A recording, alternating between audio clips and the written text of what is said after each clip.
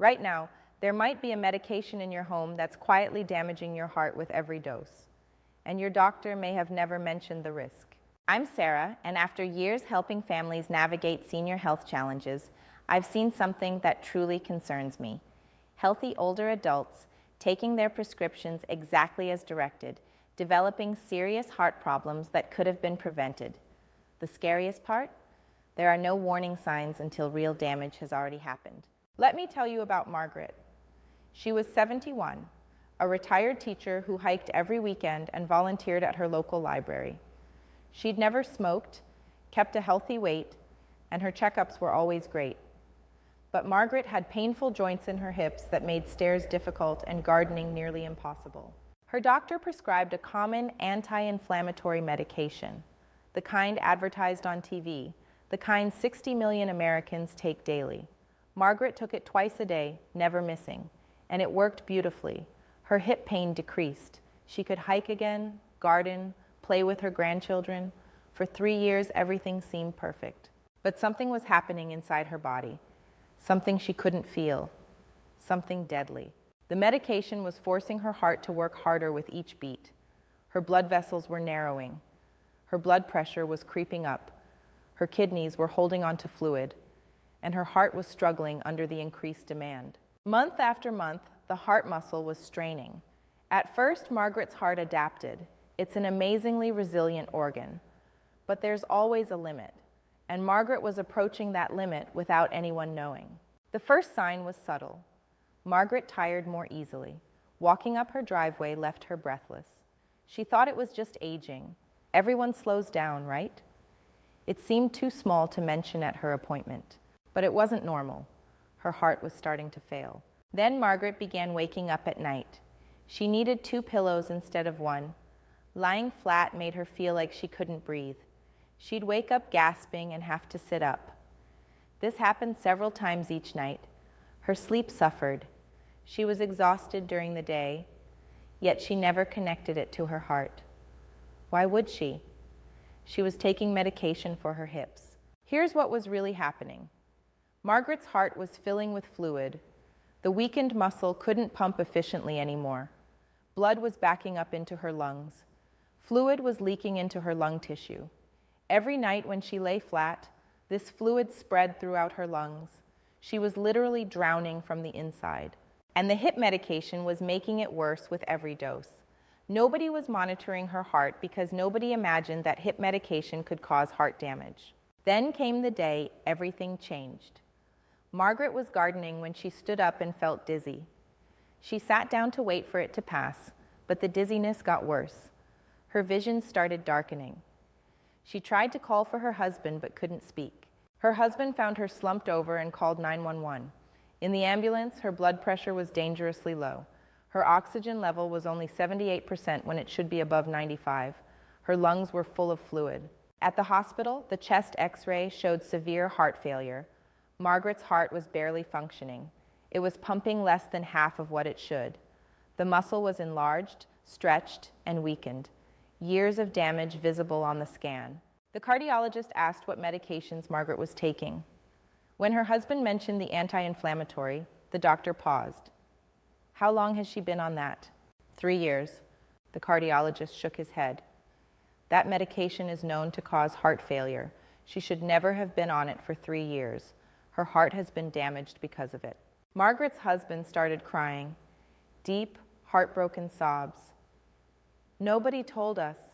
Her doctor never mentioned her heart, never checked it, just kept refilling the prescription. How does this happen? The cardiologist had no good answer, because this happens every day across our healthcare system. But here's what makes this even more heartbreaking. Margaret's hip pain could have been managed differently. Acetaminophen, topical creams, physical therapy, injections, many alternatives that wouldn't have hurt her heart. But her doctor chose the easiest option to prescribe, and that medication destroyed Margaret's heart. Now Margaret is 74, living with severe heart failure, taking 7 heart medications daily. She can't climb stairs without stopping, can't carry groceries, can't do what she loves. Her garden sits neglected. Her grandchildren visit, but she barely has energy to stay awake. Her life has been reduced to sitting in a chair, struggling to breathe, waiting for the next hospital stay.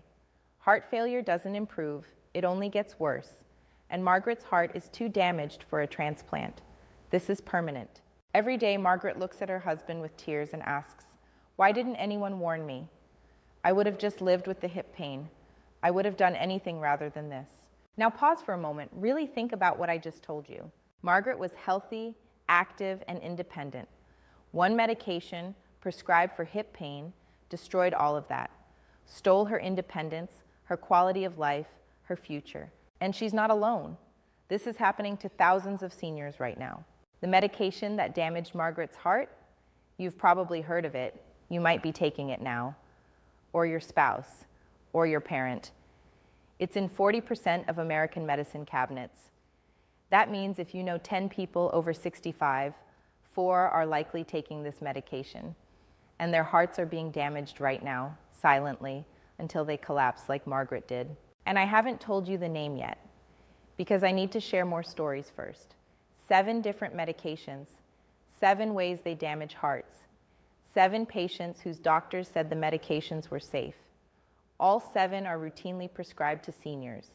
All 7 are considered standard. All 7 are destroying hearts at this very moment. Let me explain why these medications are especially dangerous for seniors. When you're younger, your heart has reserve capacity. It's like having an engine that can rev high, but you only use half its power. You have a safety buffer. But as you age, that reserve disappears. By 70, you're using most of your heart's capacity just for daily activities. There's no buffer left. So when a medication forces your heart to work even 10 or 15% harder, there's nothing to draw from. The heart fails, quickly, catastrophically. Margaret's heart had no reserve at 71. When the medication forced it to work harder, it couldn't, so it failed. The muscle stretched and weakened, permanent damage. This same process is happening right now in millions of seniors taking this medication. Now let me tell you about Helen, because her story shows what happens when the damage is even worse. When medication doesn't just cause heart failure, but actually kills parts of the heart muscle. Helen was 68 with slightly elevated blood pressure, nothing severe. Her doctor wanted to control it and prescribed a common blood pressure medication. Helen took it faithfully every morning. Her blood pressure came down beautifully, perfect numbers. Her doctor was pleased. But inside Helen's chest, something terrible was starting. The medication was affecting her heart muscle directly, blocking calcium channels that control how the heart contracts. Over time, with weakened contractions, the muscle began to change. For 4 years, Helen took this medication. 4 years of heart cells slowly dying. 4 years of scar tissue building up. Dead zones forming where functional muscle used to be. And Helen felt fine. That's the cruel part. You don't feel your heart cells dying. There's no pain, no warning. Your heart compensates. You feel normal while your heart is being destroyed from the inside. Then Helen started feeling exhausted all the time. She thought it was aging. Maybe she needed vitamins. Her doctor ran blood tests. Everything looked normal. You're fine, Helen. Just aging. Try exercising more. But exercise made it worse. Helen couldn't walk around the block anymore without needing to sit. She stopped trying. Accepted that her active days were over. What was really happening? Helen's heart was failing. Years of blocked calcium channels had killed so much muscle that what remained couldn't pump enough blood. Everything in her body was starving for oxygen. One day at the grocery store, Helen felt a strange fluttering in her chest. It got stronger. Her heart was racing, pounding. She felt dizzy. She grabbed a shelf to steady herself, but her legs gave out. She collapsed and lost consciousness. At the hospital, they found Helen's heart barely moving. The walls were thin and stretched. Throughout the muscle were dead zones, scar tissue where muscle had died. Her heart was pumping less than half of what it should. The cardiologist showed Helen the images. You have severe cardiomyopathy. Your heart muscle has been badly damaged. This is why you collapsed. When the doctor saw Helen's medication list, he asked how long she'd been on the calcium channel blocker. 4 years. His expression fell. This medication can cause heart muscle damage in some patients, especially older adults. We're supposed to monitor heart function in patients on this long term. Did your doctor ever check your heart? Never, not once in 4 years. Now Helen's heart is permanently damaged. The dead muscle doesn't come back. Scar tissue doesn't turn into working muscle again. She needs a heart transplant to survive long term, but at 68, she's too old. Not a candidate. Helen went to her doctor for mildly elevated blood pressure. Could have been managed with diet and exercise. Could have been treated with safer medications. Instead, she got a medication that destroyed her heart and ruined the rest of her life. Was lowering her blood pressure by a few points worth destroying her heart? Of course not. But this trade-off happens every single day. Here's the critical thing you need to understand. These medications aren't dangerous for everyone. Some people take them for years with no problems. But some people are devastatingly susceptible. And the only way to know which group you're in is to monitor your heart function regularly. But that monitoring doesn't happen. Doctors prescribe and forget. If you're over 65 and taking medications for blood pressure, pain, diabetes, or heart conditions, they might be damaging your heart right now, and you won't know until it's too late. Here are the 7 medications that are most dangerous for senior hearts. Pay close attention. Number 1, NSAIDs.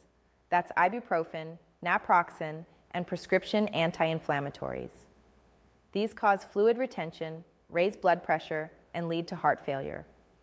Alternatives include acetaminophen and topical creams. Number 2, certain calcium channel blockers, specifically diltiazem and verapamil. These weaken heart contractions and can cause permanent heart muscle damage. Other blood pressure medications are much safer. Number 3, proton pump inhibitors like omeprazole and pantoprazole for heartburn. These block magnesium absorption, leading to dangerous heart rhythm problems. They're meant for short-term use only, but millions take them for years. Number 4, diabetes medications called thiazolidinediones. These cause fluid retention and heart failure, especially in seniors. Number 5, older antidepressants like amitriptyline. These affect heart rhythm and can cause dangerous irregular heartbeats. Number 6, dronedarone, a heart rhythm medication that ironically can cause heart failure. Number 7, NSAIDs again.